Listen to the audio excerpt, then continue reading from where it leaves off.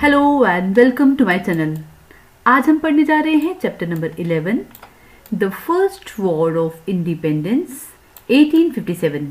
अब तक हमने पढ़ा कि किस तरह से ईस्ट इंडिया कंपनी भारत में एक ट्रेडिंग कंपनी के रूप में आई, पर धीरे धीरे इस कंपनी ने भारत की पॉलिटिक्स में भी हस्तक्षेप करना शुरू कर दिया, यहाँ के लोगों की फ्रीडम और वेल्थ छीनना शुरू कर दी। इस सब के विद्रोह में 1857 में एक रिवोल्ट हुआ, जिस रिवोल्ट को हमने नाम दिया the first war of independence. इस चैप्टर में हम पढ़ने जा रहे हैं कि the first war of independence क्या है, what are the reasons of this war and what was the result. इसका रिजल्ट क्या निकला। Now let us begin with the chapter. The revolt of 1857 was a landmark in the history of India's struggle for freedom. 1857 का विद्रोह भारत की आज़ादी की लड़ाई के स्ट्रगल का एक इम्पॉर्टेंट पॉइंट रहा था। ये शुरू हुआ था मई 10, 1857 को। ये रिवोल्ट मेरठ के कैंटोनमेंट के सिपाहियों द्वारा शुरू किया गया था। इस बुक में लिखा है it started on May 10, 1857 with the mutiny of soldiers. देखिए यहाँ पे mutiny of soldiers, mutiny of soldiers का मतलब है सिपाहियों द्वारा किया गया विद्रोह। तो ये विद्रोह सिपाहियों द्वारा किया गया था। ये मेरठ के सिपाही दिल्ली की ओर कूच कर गए और 11 मई को इन्होंने यमुना नदी को पार करके रेड फोर्ट लाल किले में एंट्री कर दी। ठीक है, लाल किले में जाके इन्होंने उस वक्त जो वहाँ मुगल एम्परर थे बहादुर शाह, उनको अपील की कि आप हमारे लीडर बन जाइए, आप हमारे रिवोल्ट की लीडरशिप को संभालिए। और उस वक्त जो मुगल एम्परर बहादुर शाह थे वो ऐसे राजा थे जिनके पास ना तो अथॉरिटी थी और वो एज्ड भी हो चुके थे। उन्होंने मुगल एम्परर बहादुर शाह को शहंशाह हिंदुस्तान डिक्लेयर कर दिया, घोषित कर दिया। इसके बाद इन सिपाहियों ने दिल्ली को पूरी तरह से कब्जे में ले लिया और बहुत सारे अंग्रेज़ों को मार दिया। वहाँ के जो पब्लिक ऑफिसेस थे वहाँ पे तोड़ फोड़ कर दी। हालांकि ये जो रिवोल्ट है ये शुरू हुआ था भारत के सिपाहियों के द्वारा। भारत के सिपाहियों ने ये रिवोल्ट शुरू किया जो कि ईस्ट इंडिया कंपनी की सर्विस में थे। लेकिन जल्द ही ये रिवोल्ट फैलता गया भारत के विभिन्न क्षेत्रों में, अलग अलग पार्ट्स में।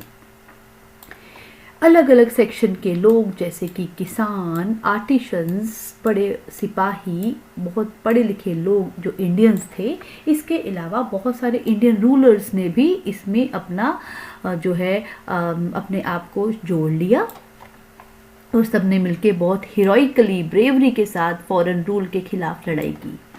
हिंदू और मुस्लिम भी एक साथ इस फॉरेन डोमिनेशन को ख़त्म करने के लिए आगे बढ़ के आए, लड़ने के लिए। ये जो इवेंट था इसे the uprising, the revolt of 1857, sepoy mutiny भी ब्रिटिश द्वारा कहा गया। पर इंडिया के जो हिस्टोरियंस हैं, जो इतिहासकार हैं, वो इसे कहते हैं the first war of independence. इन्होंने इसका नाम the first war of independence क्यों दिया? इसका कारण ये है कि as it was the first time that the different sections of the Indian society united, कि ये पहली बार ऐसा हुआ था कि भारत की अलग अलग सेक्शंस के लोग एकजुट होके इतनी मात्रा में फॉरेन की डोमिनेशन को, फॉरेन के रूल को ख़त्म करने के लिए सामने आए। ठीक है, इस वजह से इसको फर्स्ट वॉर ऑफ इंडिपेंडेंस का नाम दिया गया। जब से ब्रिटिश इंडिया में आए, जब से उन्होंने इंडिया में कदम रखा, धीरे धीरे उन्होंने इंडिया की वेल्थ को, इंडिया की संपत्ति को और इंडिया के लोगों की आज़ादी को छीनना शुरू कर दिया। ब्रिटिश की सिर्फ एक ही एम थी, वो थी भारत के रिसोर्सेज को एक्सप्लॉइट करना। 1757 के बाद जितने भी बैटल हुए, जितने भी युद्ध हुए, जिनमें अंग्रेज़ों ने इंडियन रूलर्स के साथ लड़ाई की, उन सब में मैक्सिमम ब्रिटिश ही जीतते गए, जिसकी वजह से इंडिया में वो अपना एरिया एक्सपैंड करना शुरू कर गए और धीरे धीरे उनका कंट्रोल भी इंडिया में बढ़ता गया। यहाँ से वेल्थ वो इंग्लैंड भेजने लगे और इसकी वजह से इंडियंस को बहुत गुस्सा आ गया, वो बहुत आक्रोश में आ गए और फाइनली 100 ईयर्स के बाद इंडियंस ने एक रिवोल्ट किया जिसे नाम दिया गया the first war of independence. अब इसका काज क्या था, कारण क्या था इस रिवोल्ट का, इसकी बैकग्राउंड की थी, क्यों क्या थी, क्यों लोग इतने आक्रोश में आ गए थे। ठीक है, इसके बड़े सारे कारण थे। इसमें से पहला कारण था पॉलिटिकल काज, राजनीतिक कारण थे कुछ। वो क्या थे? The revolt was the outcome of the wide spread resentment that had been boiling against the British for a long time. The Indian spies were dissatisfied with the treatment meted out to them. ये जो revolt था ये एक ही दिन का event, मतलब एक ही दिन ऐसा नहीं होता कि वो आए और हमें क्रोध आ गया। ये बहुत सारे ऐसे सीक्वेंस ऑफ इवेंट्स थे जिनका नतीजा था। जो इंडिया के सिपाही थे, जितने भी यहाँ पे सोल्जर्स थे, वो ब्रिटिशर्स से बिल्कुल डिससेटिस्फाइड थे कि उनके साथ जो ब्रिटिश सरकार है, जो ब्रिटिश कंपनी है, ईस्ट इंडिया कंपनी, वो सही तरह से ट्रीटमेंट नहीं करती थी। The Indian rulers Bahadur Shah Zafar, Tantya Tope of Gwalior, Rani Laxmibai of Jhansi and Nana Saheb of Kanpur had personal scores to settle with British. देखो, एक तरफ जो सिपाही थे वो भी सेटिस्फाइड नहीं थे ब्रिटिशर्स से, और दूसरी तरफ इंडिया के जो कुछ प्रमुख रूलर्स थे जैसे बहादुर शाह जफर, तांत्या टोपे और रानी लक्ष्मीबाई, नाना साहेब, इन सब के भी अपने अपने पर्सनल इश्यूज थे जिनकी वजह से उन्होंने ब्रिटिशर्स के खिलाफ युद्ध शुरू कर दिया। And they led the revolt in their respective territories. इन सब ने अपनी अपनी टेरिटरी पे ये रिवोल्ट किया। The common people of Delhi, Lucknow, Gwalior and other places had no narrow ambitions of power or money. They wanted to end the foreign exploitation. और जो आम जनता थी दिल्ली की, लखनऊ की, ग्वालियर की और बाकी जगहों की, वो सिर्फ फॉरेन एक्सप्लॉयटेशन को बंद करना चाहते थे कि विदेशी लोग यहाँ पर आके हम पे राज ना करें। उनका कोई पर्सनल एम्बिशन नहीं था। ठीक है। द पॉलिसी ऑफ एनेक्सेशन, ये बहुत इंपॉर्टेंट है, आपने पढ़ा होगा। The policy of annexation of Dalhousie, particularly the doctrine of lapse, आपने पढ़ा होगा ना छोटी क्लासेस में, डॉक्ट्रिन ऑफ लेप्स क्या होता है। Created fear and resentment among Indian ruler. Lord Dalhousie ने एक कानून बनाया था कि अगर किसी इंडियन राजा का कोई हायर नहीं होगा, मतलब उसका कोई नेक्स्ट जो है वो उत्तराधिकारी नहीं होगा, तो उसका राज्य ऑटोमेटिकली ईस्ट इंडिया कंपनी के पास चला जाएगा। इस कानून को कहा गया डॉक्ट्रिन ऑफ लेप्स। तो ये जो डॉक्ट्रिन ऑफ लेप्स था, इसने इंडियन रूलर्स के अंदर एक डर पैदा कर दिया। They were not allowed to adopt heir to the throne. उनको अपने, अब अगर उनकी डेथ के बाद उनका कोई अपनी संतान नहीं है तो वो किसी को अपना बच्चा अडॉप्ट नहीं कर सकते थे। ठीक है, अपनी राजगद्दी संभालने के लिए। This policy ensured that those kingdoms where the king did not have natural heirs would be taken over by the British after demise of the king. जो ऐसे राजा जिनका कोई नेचुरल हायर, मतलब एक उत्तराधिकारी नहीं होगा, उन राजाओं की डिमाइज के बाद, उनकी मृत्यु के बाद उनका जो शासन है वो ऑटोमेटिकली ईस्ट इंडिया कंपनी के पास चला जाएगा। ठीक है, और ये माना जाता है कि अगर ब्रिटिश जो राजा थे उनको पहले की तरह कंपेंसेशन देती रहती जो उनको पहले दी जाती थी अपने गवर्नमेंट के शेयर में, तो राजाओं ने इस रिवॉल्ट में ज्वाइन नहीं करना था। The British sign many treaties with the king and nawabs but violated them as per their convenience. British ने बहुत सारे राजाओं के साथ, नवाब्स के साथ बहुत सारी ट्रीटीज, समझौते साइन किए थे, लेकिन उन्होंने धीरे धीरे इन सबको वायलेट करना शुरू कर दिया।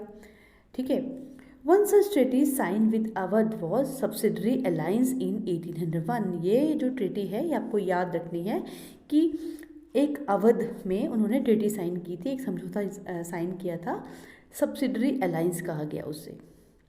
The Nawab Wajid Ali Shah was compelled to accept the permanent British army within the territory and to pay subsidy for its maintenance. नवाब वाजिद अली खान को ये कंपेल किया गया कि उन्हें ब्रिटिश आर्मी एक परमानेंट अपनी टेरिटरी अपनी जो है टेरिटरी है उसमें रखनी पड़ेगी और उसकी मेंटेनेंस के लिए पे भी करना पड़ेगा। और वो कोई भी यूरोपियन रिक्रूट नहीं कर सकते, भर्ती नहीं कर सकते, अपनी सर्विस में नहीं रख सकते, ठीक है, विदाउट द प्रायर अप्रूवल। उनको अगर किसी यूरोपियन को अपनी सर्विस में रखना है तो पहले अप्रूवल लेना पड़ेगा ब्रिटिश का, ठीक है। He had to station a resident in his court, अपने कोर्ट में भी एक रेजिडेंट को रखना पड़ेगा, which reduce the power of the nawab. इसकी वजह से पावर जो नवाब की है वो कम हो गई। Gradually the Indians lost all trust to the in the British. Awadh had been an ally of the East India Company for nearly a century. Still, it was annexed to the plea that government was not functioning properly. देखो, अवध में उन्होंने इतने सारे ट्रेटीज़ की, इतने समझौते किए, लेकिन कोई भी उन्होंने फॉलो नहीं किया। इसलिए क्या हो गया, जितने भी इंडियंस थे उनका ब्रिटिश पे विश्वास ख़त्म हो गया। अवध जो था वो ईस्ट इंडिया कंपनी के कंट्रोल में लगभग 100 ईयर्स रहा, लेकिन फिर भी उन्होंने उसको एनेक्स कर दिया, उस पर हमला कर दिया। और नवाब जो था, द नवाब वॉज एग्जाइल्ड, उसको एग्जाइल में भेज दिया टू कलकत्ता, और बेगम हजरत महल को उसकी जगह उसका अधिकारी बना दिया अवध का। This shock the other rulers, इसकी वजह से बाकी रूलर्स जो थे वो भी शॉक में आ गए, ठीक है। अब ये डू यू नो दिया गया है, ये भी पढ़ लेते हैं। Lord Dalhousie was appointed governor general of India in 1848. The 8 years of his rule are considered the greatest period of the expansion of the British power.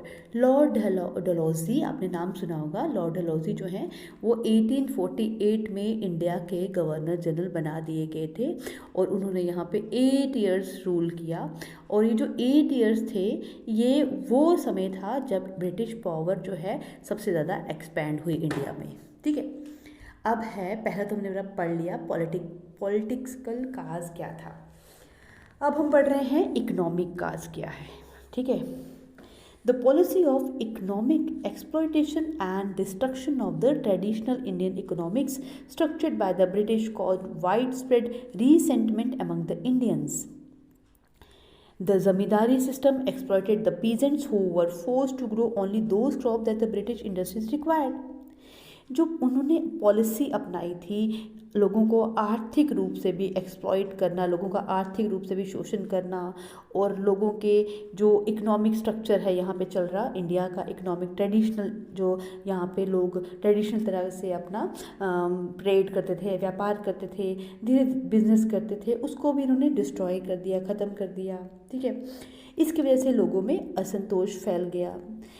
British ने यहाँ पे ज़मींदारी सिस्टम लाया जिसने लोगों का बहुत शोषण किया, किसानों को फोर्स किया गया कि वो सिर्फ उन्हीं क्रॉप्स को लगाएं जो कि ब्रिटिश इंडस्ट्रीज़ में काम आती हैं ताकि उनका फ़ायदा हो। दे वर टॉर्चर्ड और जेल्ड ऑन फेलियर टू पे द रेवेन्यू इन टाइम। और अगर वो अपना रेवेन्यू, अपना टैक्स टाइम पे नहीं देते थे किसान, तो उनको या तो टॉर्चर किया जाता था या उनको जेल में डाल दिया जाता था।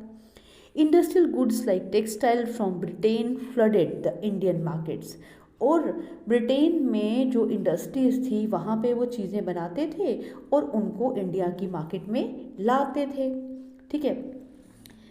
दिस डिस्ट्रॉयड इंडियन इंडस्ट्रीज़, इसकी वजह से जो इंडिया की इंडस्ट्रीज़ थी उनका काम ठप हो गया।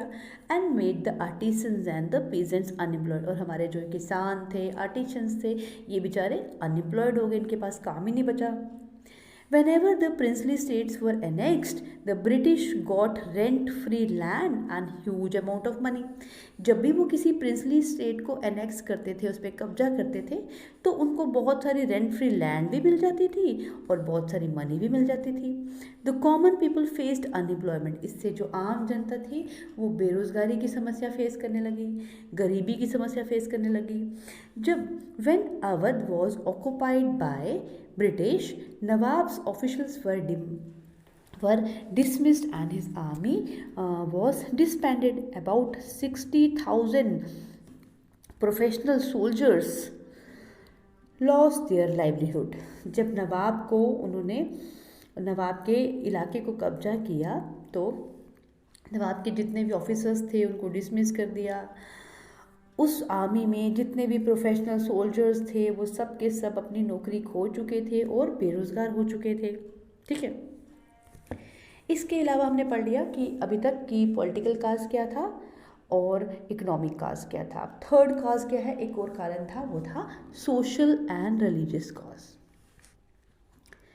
The social reforms by the British were considered an interference in the customs and the traditions of the Hindus. British सरकार ने जो यहाँ पे सोशल रिफॉर्म्स किए, यहाँ पे कुछ समाज को सुधारने की कोशिश की, पर ये माना जाता था उस वक्त, हिंदूज़ ये मानते थे कि ये जो वो सोशल रिफॉर्म ला रहे हैं असली में ये हमारे कस्टम्स और हमारे ट्रेडिशंस के कोई इंटरफेयर करना चाहते हैं। ठीक है, ये इंटरफेरेंस मानी जा रही थी।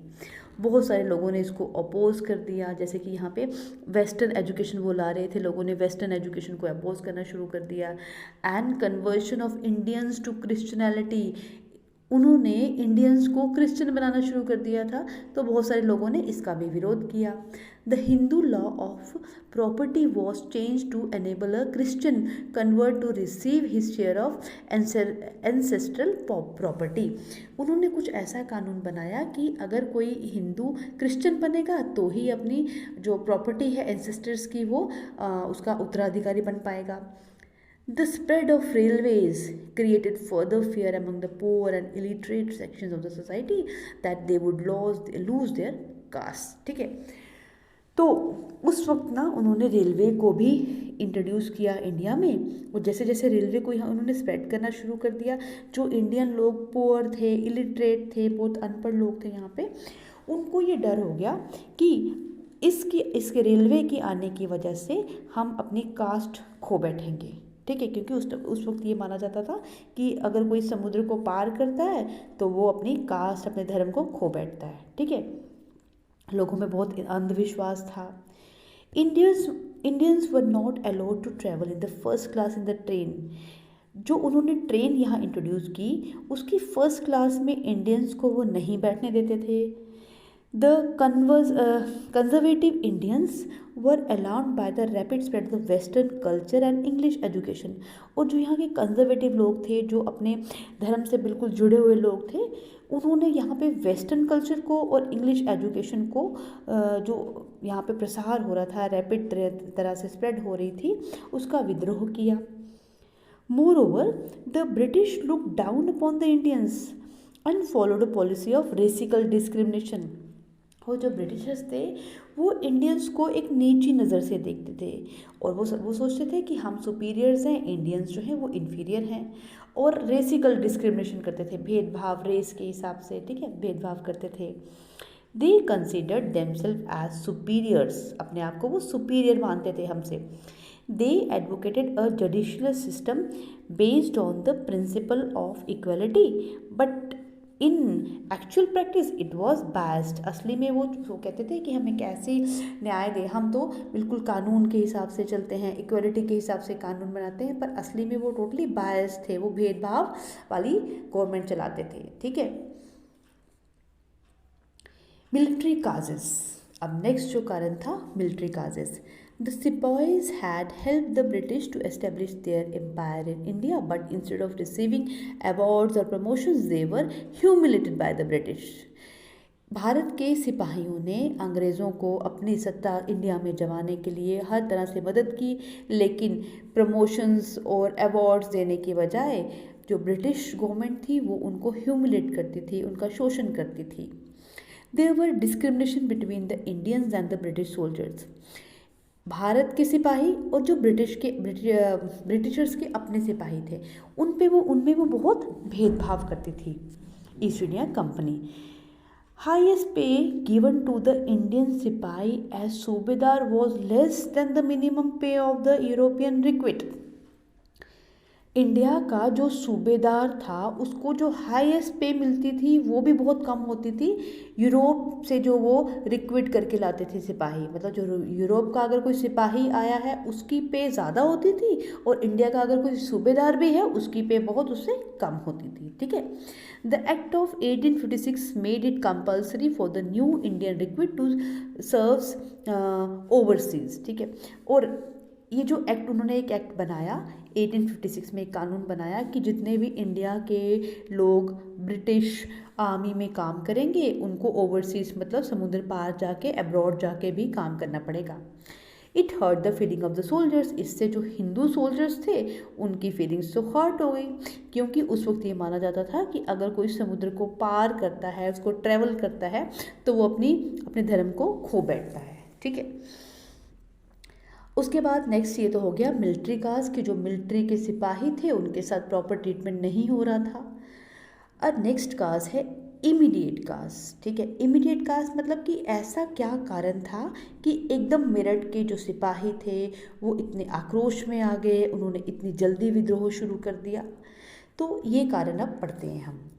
The cartridges of the new Enfield rifle had a greased paper cover which had to be bitten off before the cartridge was loaded into the rifle. अंग्रेज़ों ने एक एनफील्ड राइफल, एक राइफल लाई जिसमें जो कार्ट्रिज था उसको had a grease paper cover, उस कार्ट्रिज के ऊपर एक ग्रीस पेपर कवर था, जिस पेपर के कवर को मुंह से, दांत से काटना पड़ता था कार्ट्रिज को राइफल में लोड करने से पहले। और ये कहा जाता था कि ये जो ग्रीस है ये बीफ एंड पिग फैट, मतलब गाय के मांस और पिग के फैट से बनी होती है। तो दोनों के दोनों, हिंदू और मुस्लिम जो हैं वो दोनों, हिंदू तो काऊ को बहुत सेक्रेड मानते हैं, पवित्र मानते हैं, और जो मुस्लिम है वो पिग को। तो हिंदू और मुसलमान दोनों इसके एंटी हो गए। ठीक है। And Muslims refuse to use them as the cow is sacred to the Hindus and the pig is detestable to the Muslims. ठीक है। तो इसलिए क्योंकि हिंदू और मुसलमान दोनों के धर्मों के ये खिलाफ था काम, इसलिए हिंदूज ने और मुस्लिम्स ने इसको बहिष्कार किया इसका। On March 29, 1857 at Barrackpore near Calcutta, Mangal Pandey, a young Indian सिपाही from Bengal regiment, refused to use the grease cartridge and shot down his sergeant. तो क्या हुआ, मार्च 29, 1857 में बैरकपुर, जो कि कलकत्ता के पास एक जगह है, वहाँ पे एक सिपाही था मंगल पांडे। देखिए रेड, आपको पिक्चर भी दी गई है राइट साइड में। ये जो मंगल पांडे था इसने इसको यूज़ करना मना कर दिया, और and shot down his sergeant, और अपने ही वहाँ के सार्जेंट जो था, अपना ऑफिसर जो था, उसको मार दिया। ही वॉज अरेस्टेड, उसको मंगल पांडे को अरेस्ट कर लिया गया, ट्राइड एंड एग्जीक्यूटेड, और बाद में उसको सज़ा दे दी गई, फांसी दे दी गई। When this news spread, many सिपाही started to revolt, और जब ये मंगल पांडे वाली खबर फैली तो बहुत सारे सिपाहियों ने विद्रोह करना शुरू कर दिया, सब के सब आक्रोश में आ गए। ठीक है। अब आगे हम पढ़ते हैं the cause of the revolt, course of the revolt में हम पढ़ेंगे कि कोर्स ऑफ द रिवोल्ट में हम पढ़ने जा रहे हैं the sipahis broke out into an open revolt at Meerut in April 1857. They refused to touch the grease cartridge. They were court-martialed and sentenced to 10 years imprisonment. The regiments in the Meerut revolted on May 10, 1857. They broke open prisons and released the imprisoned soldiers. जो सिपाही थे उन्होंने एक open challenge दे दिया government को और एक विद्रोह शुरू कर दिया अप्रैल 1857 में।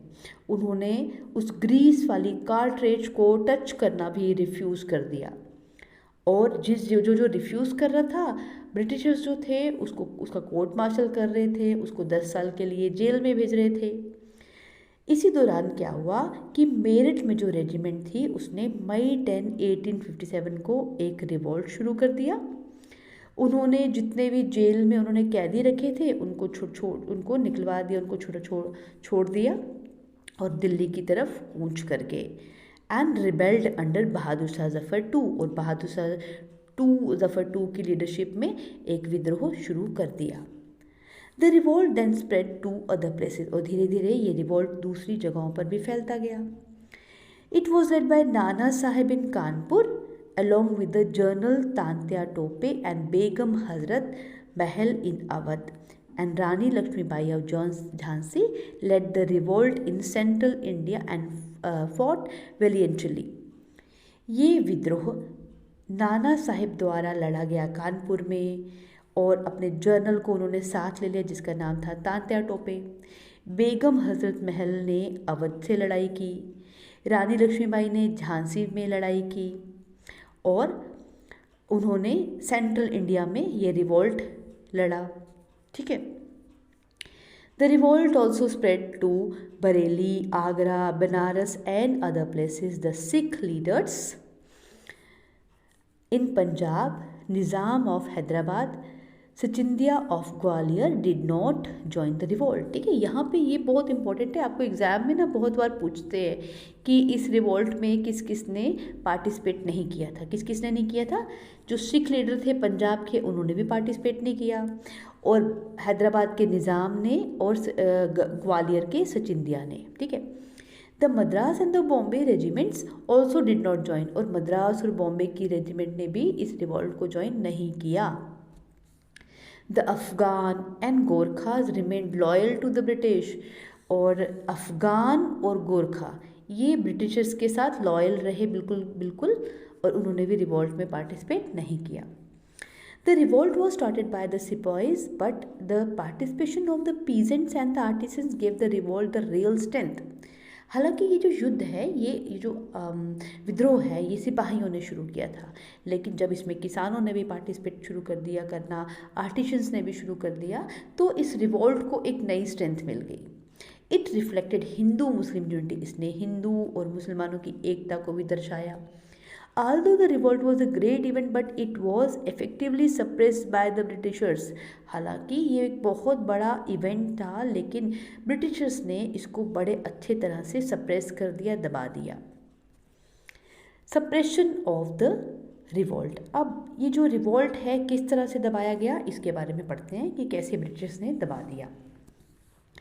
British military officers freed Delhi, the epicentre of the revolt from the rebels. सबसे पहले ब्रिटिश ऑफिसर्स ने दिल्ली को फ्री कर दिया इन विद्रोहियों से, जो कि एपिसेंटर था, मतलब मेन सेंटर बना हुआ था रिवोल्ट का। The Kashmiri gate was blown up, Kashmiri gate को ब्लो कर दिया गया, उड़ा दिया गया। बहुत सारे लोगों को मारा गया। बहादुर शाह जफ़र टू जो मुग़ल एम्पर थे उनको ही was tried for treason and exile to Rangoon, उनको रंगून एग्जाइल पे भेज दिया गया। उनके बेटों को मार दिया गया। And they were held guilty of the, और उनको घोषित कर दिया गया था, बहुत उनको मतलब गिल्टी, उनको इंग्लिश मैन, वुमेन और चिल्ड्रन का हत्यारा घोषित कर दिया गया। The control of Delhi and imprisonment of the Bahadur Shah Zafar by the British broke the backbone of the mutiny. जैसे ही दिल्ली को अंग्रेज़ों ने वापस अपने कंट्रोल में ले लिया, बहादुर शाह जफ़र को भी जेल में बंद कर दिया। इसकी वजह से जो विद्रोह था ये पीछे हो गया। ठीक है, लोगों की जो इतनी हिम्मत थी वो टूट गई। लखनऊ वॉज रिकैप्चर्ड इन 1858, और 1858 में लखनऊ को वापस रिकैप्चर कर लिया गया। रानी लक्ष्मीबाई को भी मार दिया गया युद्ध में। तांत्या टोपे को भी कैप्चर कर लिया और उसको फांसी की सज़ा दे दी। Thus ended the episode of historic revolt also called the First War of Independence। इस तरह से ये जो फर्स्ट वॉर ऑफ इंडिपेंडेंस है, जो हिस्टोरिक रिवोल्ट है हमारा, ये ख़त्म कर दिया गया था। ठीक है, अब हम देखते हैं कि ऐसे क्या कारण थे जिससे कि जो रिवोल्ट है इतने जोश के साथ शुरू हुआ लेकिन ये फेल हो गया। इसके फेलियर के कारण क्या हैं, और एग्ज़ाम में बहुत बार यही क्वेश्चन आता है, what were the causes of the failure of the revolt. ठीक है, तो आप ध्यान से सुनते जाइएगा। The uprising had been planned for months, but it broke out before the appointed date. कि ये जो रिवॉल्ट था ये बहुत देर से प्लान लोग कर रहे थे, लेकिन ये अचानक से ही ब्रोक आउट हो गया, अचानक से ही ये रिवॉल्ट शुरू हो गया। ठीक है, जो उन्होंने डेट अपॉइंट की थी उससे पहले ही शुरू हो गया। And it did not go according to the plan. और ये जो रिवॉल्ट है जैसा उन्होंने प्लान किया था क्रांतिकारियों ने, उस तरह से प्लान के हिसाब से ये नहीं चला, क्योंकि as the revolutionaries fail to spread it beyond the central India and Delhi. क्योंकि जो क्रांतिकारी थे ये इस रिवॉल्ट को सेंट्रल इंडिया के सेंट्रल पार्ट में और दिल्ली के आगे, ये इसके आगे फैला नहीं पाए थे। If the plan had gone as per the schedule, the revolt would have broken out in many parts of India simultaneously, and it would have been very difficult for Lord Canning, the Governor General at the time, to control the revolt. अगर ये revolt पूरे देश में spread हो जाता और अपने time पे होता तो ये रिवॉल्ट कंट्रोल करना लॉर्ड कैनिंग, जो हमारे उस टाइम गवर्नर जनरल थे, बहुत मुश्किल हो सकता था। ठीक है, तो हम ये रिवॉल्ट जो था हम मान सकते थे कि ये जो रिवॉल्ट है देश में एक नई क्रांति ला देता। हो सकता है कि अंग्रेज़ उसी वक्त यहाँ से चले भी जाते। अब दूसरा कारण क्या है कि there was no unity among the rebels. ये मेन कारण था कि जितने भी ये विद्रोही थे, क्रांतिकारी लोग थे, इनके बीच में यूनिटी नहीं थी। The idea of nationalism had not yet developed. अभी तक इस वक्त तक लोगों में राष्ट्रीय एकता की भावना पैदा नहीं हुई थी। There was no common ideology among the rebels. इनके बीच में एक कॉमन आइडियोलॉजी भी नहीं थी, कॉमन विचार नहीं थे। The Sipais of the Bengal wanted to revive the glory of the Mughals, while Nana Sahib Tantya Tope tried to re-establish the Maratha power, and Rani Lakshmibai fought for her lost kingdom. कि इस युद्ध में जिन्होंने भी participate किया सबका अपना अपना पर्सनल एक वो था, एम था। जैसे कि जो सिपाही थे बंगाल के, वो चाहते थे कि मुग़ल एम्पायर वापस यहाँ पे आ जाए। नाना साहेब और तांत्या टोपे जो थे वो मराठा पावर बनाना चाहते थे, वापस से इस्टेब्लिश करना चाहते थे। और रानी लक्ष्मीबाई जो है वो अपनी किंगडम के लिए फ़ाइट कर रही थी, अपने किंगडम को हासिल करने के लिए। तो इनका कोई कॉमन गोल नहीं था। ठीक है, इसलिए भी ये रिवॉल्ट जो है वो फेल हुआ। अब next, the rising was not wide spread. ये जो रिवॉल्ट है ये ज़्यादा स्प्रेड नहीं हो पाया था। It was limited to north and central India. ये नॉर्थ और सेंट्रल इंडिया तक ही लिमिटेड रहा। और नॉर्थ में भी जो सिख थे, जो निज़ाम थे, सिंधिया थे, ये देवर अनअफेक्टेड। इनको कोई असर नहीं था इस रिवॉल्ट का, क्योंकि उन्होंने पार्टिसिपेट ही नहीं किया। और जो गोरखा थे, not only remain loyal to the British but also help the British in suppressing the mutiny. Gorkhas ने तो एक तो ब्रिटिश के साथ दिया, उनके लिए लॉयल रहे, और उन्होंने इसको सप्रेस करने के लिए भी, दबाने के लिए भी, रिवॉल्ट दबाने के लिए भी ब्रिटिश का ही साथ दिया। ठीक है, द रिबल्स कुड नॉट मार the sophisticated and the modern weapons and the disciplined army of the British. Moreover no organised communication system, military strategies led to the British victory. जितने भी ये क्रांतिकारी लोग थे वो जो ब्रिटिश थे उनके सोफिस्टिकेटेड और मॉडर्न वेपन्स के आगे हार गए, क्योंकि जो अंग्रेज़ थे उनके पास अच्छे हथियार थे, उनकी आर्मी डिसिप्लिन थी, जिसकी हमारे क्रांतिकारियों में कमी थी इस चीज़ की। ना तो इनके पास अच्छे वेपन्स थे, ना ही प्रॉपर डिसिप्लिन एक आर्मी थी। ठीक है, इनके पास कम्युनिकेशन सिस्टम भी नहीं था, मिलिट्री स्ट्रैटेजी प्लानिंग भी नहीं प्रॉपर हुई थी, जिसकी वजह से ब्रिटिश सरकार जीत गई, ब्रिटिश ईस्ट इंडिया कंपनी जीत गई। The leadership of the revolt was neither strong nor gave direction to the rebels. The Indian rulers fought to liberate their own territories and did not think about the freedom of the whole country. Moreover, the company officials got timely help from the government of the Britain.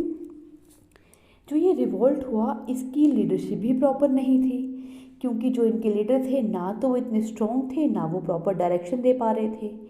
जो rulers थे वो अपनी अपनी territory के लिए लड़ रहे थे, उनको अभी भी पूरे देश की फ्रीडम के बारे में कुछ लेना देना नहीं था। वो पूरी कंट्री के बारे में नहीं सोच रहे थे, बल्कि सिर्फ अपनी अपनी टेरिटरी के बारे में ही इस युद्ध में पार्टिसिपेट कर रहे थे। जबकि जो कंपनी के ऑफिसर्स थे उनकी लीडरशिप स्ट्रॉन्ग थी, उन्होंने फटाफट अपनी गवर्नमेंट, जो ब्रिटेन गवर्नमेंट थी, उससे हेल्प ली, जिसकी वजह से वो इस रिवॉल्ट को सप्रेस कर पाए। ठीक है। अब है रिजल्ट ऑफ द रिवॉल्ट। अब जब ये रिवॉल्ट है, जब ये विद्रोह खत्म हो गया तो इसका क्या रिजल्ट निकला, इसका क्या परिणाम हुआ। The rule of the East India Company ended with Queen Victoria's proclamation of November 1, 1858। इस रिवॉल्ट के बाद ब्रिटिश सरकार को लगा कि ईस्ट इंडिया कंपनी इंडिया में प्रॉपर तरह से काम नहीं कर रही, इंडिया को अच्छे से गवर्न नहीं कर रही, इसलिए उन्होंने ईस्ट इंडिया कंपनी का रूल यहाँ से एंड कर दिया। और क्वीन विक्टोरिया के प्रोक्लेमेशन के बाद ही ईस्ट इंडिया कंपनी को अपना जो सारा का सारा गवर्नेंस का पावर था वो देना पड़ा ब्रिटिश सरकार को। And she assume the title of the empress of India, और क्वीन विक्टोरिया को इंडिया की एम्प्रेस बना दिया गया। ठीक है। The British crown took over the administration of India, और ब्रिटेन क्राउन जो ब्रिटिश गवर्नमेंट थी उसने ही इंडिया की एडमिनिस्ट्रेशन भी संभालना शुरू कर दी।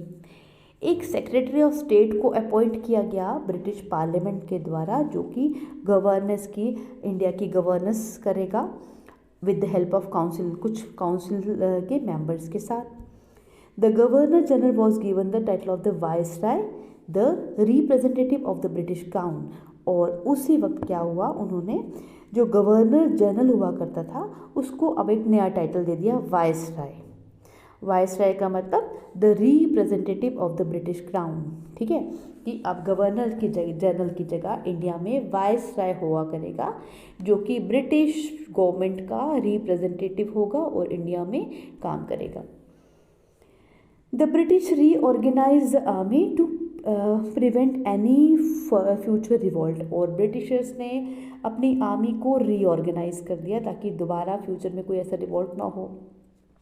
The policy of ruthless conquest and annexation of Indian territory was given up, उन्होंने जो इतना बुरी तरह से व्यवहार करना था और एनेक्सेशन कब्जा करना था इंडियन टेरिटरीज़ पे, ये सब ऐसी पॉलिसी बनाई कि अब हम ये सब नहीं करेंगे।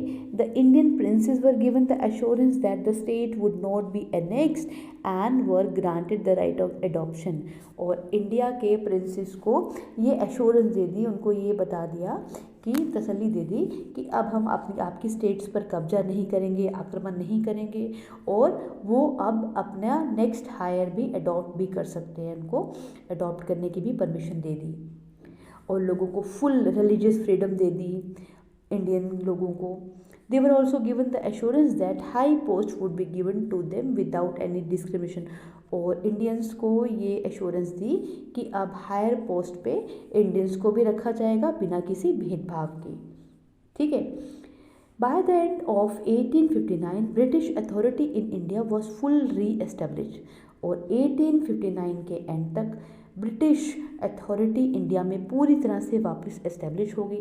But the revolt prove to be the first great struggle for the freedom, लेकिन ये जो रिवॉल्ट है, ये जो क्रांति थी, जो ये विद्रोह हुआ था, ये हमारी आज़ादी का पहला एक ऐसा मोड़ था जब सबने मिलके इतना बड़ा स्ट्रगल किया था।